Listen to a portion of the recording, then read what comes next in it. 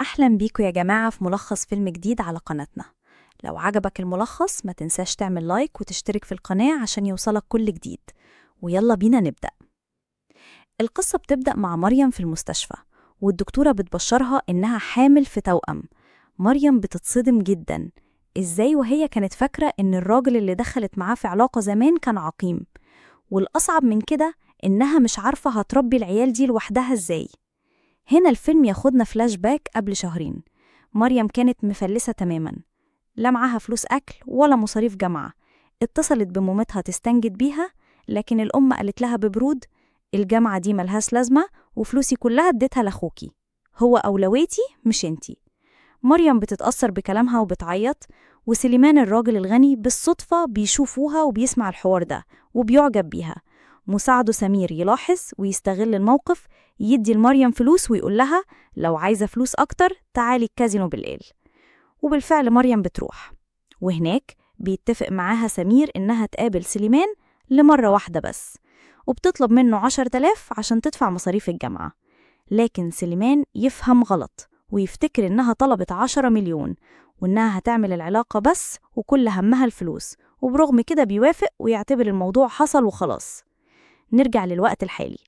سمير بيشوف مريم في المستشفى ويعرف من سجلاتها إنها حامل. يجري بسرعة يبلغ سليمان وأمه سعاد، والصدمة إنهم يفرحوا جدا لأنهم كانوا فاكرين سليمان عقيم.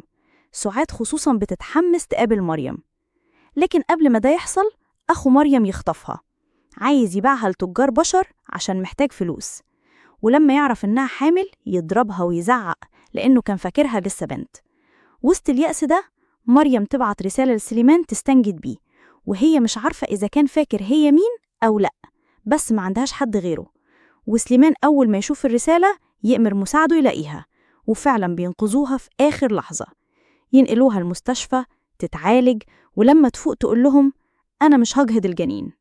سعاد وسليمان يطلبوا منها تعيش معاهم في القصر لحد ما تولد. مريم تتردد، بس لما تفتكر معاملة مامتها وأخوها الوحشة توافق.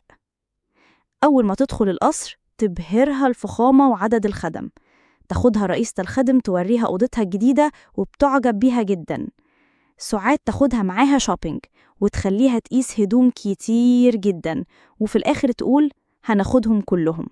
مريم تستغرب، لكن سليمان يطمنها ويقول لها إنه صاحب المول أصلا. تقرر مريم ترجع الجامعة عشان تكمل دراستها. في الأول سليمان كان خايف، بس وافق بشرط إنها تخلي بالها من نفسها.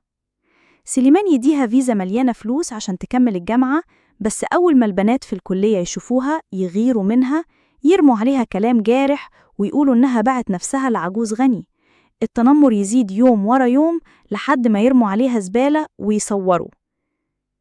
سليمان يشوفها حزينة يسألها عن السبب، تقوله مفيش حاجة، بس ضغوطات الكلية والشتات المطلوبة تتسلم. بيحقق مع مساعده ويكتشف اللي بيحصل، وفي يوم ياخدها المخزر مهجور ويوريها إنه قبض على البنات اللي بيتنمروا بيها، ومعاهم مامتها اللي كانت بتحاول تبتزها ب1,000,000 دولار. سليمان يقول لمريم اعملي فيهم اللي انت عايزاه، لكنها تقول سيبهم، فيسيبهم بس بعد ما يهددهم. بيحقق سليمان في أمر مامتها وبيكتشف إنها مش أمها الحقيقية، وبيقدر يوصل لأهل مريم الأصليين وبيعرف إنهم ماتوا من فترة. بيغمى عليها لما بتعرف، بعدين بتروح تزور قبر أهلها الأصليين. بتواجه الست اللي كانت عاملة أمها، فبتعترف إنها خطفتها من المستشفى وهي صغيرة، وبيبلغ سليمان الشرطة وبيتقبض عليها. من الناحية التانية مريم بتتعرف أكتر على زميلها سليم اللي بيقف جنبها. سليمان يغير جدا لما يشوفهم سوا، وفي الوقت ده تظهر لبنى صاحبة سليمان من الطفولة واللي عايزة تتجوزه طبعا في ثروته. لبنى تحاول توقع بينهم بكل الطرق، وبالفعل تدبر خطة تخدر مريم في كافيه وتصورها مع سليم وهي شبه غايبة عن الوعي. بعدين يوم السبوع توري الصور لسليمان وتقول مريم خانتك. لكن سليمان يبهرنا ويرد بكل ثقة، أنا عارف الحقيقة، شفتك بالكاميرات وانتي بتحطي المخدر. لبنى تتعصب جدا وتروح للبنات اللي بيتنمروا على مريم وتدفع لهم عشان يقتلوها. يخطفوها فعلا، لكن سليمان كان حاطط جهاز تتبع في موبايلها فينقذها قبل ما تحصل الكارثة. وفي النهاية بعد كل اللي حصل سليمان يطلب من مريم يتجوزها. مريم توافق والفيلم يقفل على بداية حياة جديدة معاهم ومع التوأم. وكده يا جماعة يكون فيلمنا خلص. لو عجبك الملخص ما تنساش تعمل لايك وتشترك في القناة عشان يوصلك كل جديد. سلام.